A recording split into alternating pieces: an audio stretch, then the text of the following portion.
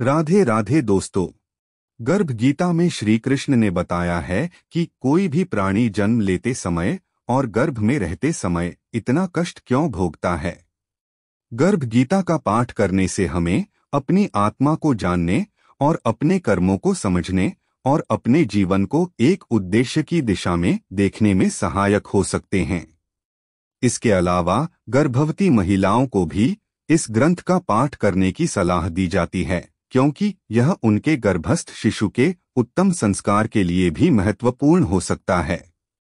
गर्भ गीता एक अद्वितीय ग्रंथ है जो हमें आध्यात्मिक जीवन के महत्वपूर्ण पहलुओं का संदेश देता है।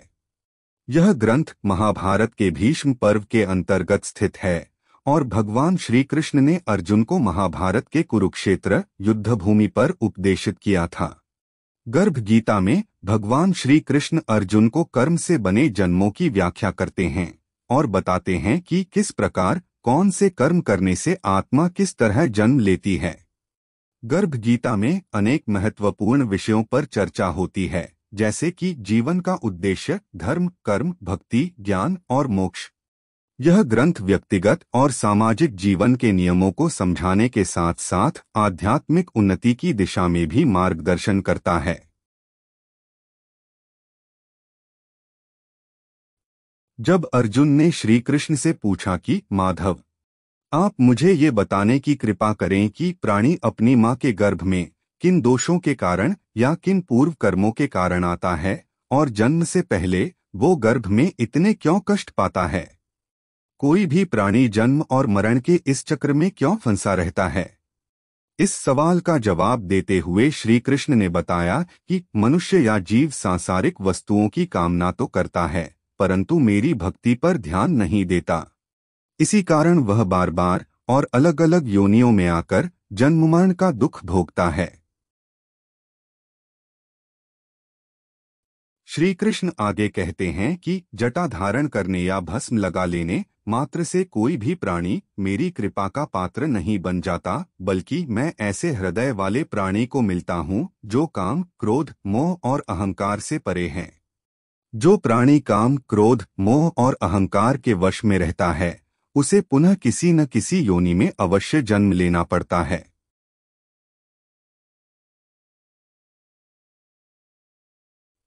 गर्भ में मिलने वाले कष्ट का कारण।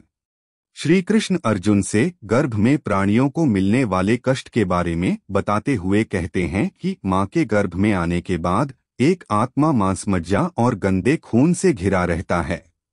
जब वह गर्भ में 6 माह का होता है तो दुर्गंध के बीच रहना पड़ता है।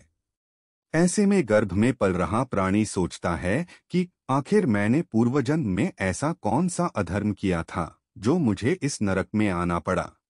गर्भ में पल रहा प्राणी ईश्वर से कहता है कि हे प्रभु, मैं मोह से भरी दुनिया में जन्म नहीं लेना चाहता, परंतु ईश्वर उसकी बातों को अनसुना कर देते हैं। श्री कृष्ण अर्जुन को बताते हैं कि मां के गर्भ में प्राणियों को मृत्युलोक से भी ज्यादा कष्ट भोगना पड़ता है, परंतु कौन सा प्राणी कितना कष्ट भोगेगा वह उसके पूर्व में किए गए कर्मों पर निर्भर होता है। गर्भ में रहकर वो आत्मा अपने पूर्व जन्मों के किए बुरे कर्मों पर पश्चाताप करता है और गर्भ के कष्टों को देखकर अपने किए गए कर्मों पर विचार करता है। लेकिन जैसे जैसे उसके जन्म की तारीख नजदीक आती है वैसे वैसे वह अपने पूर्व जन्म की बातों को भूलने लगता है और जन्म लेने के बाद उसे कुछ भी याद नहीं रहता।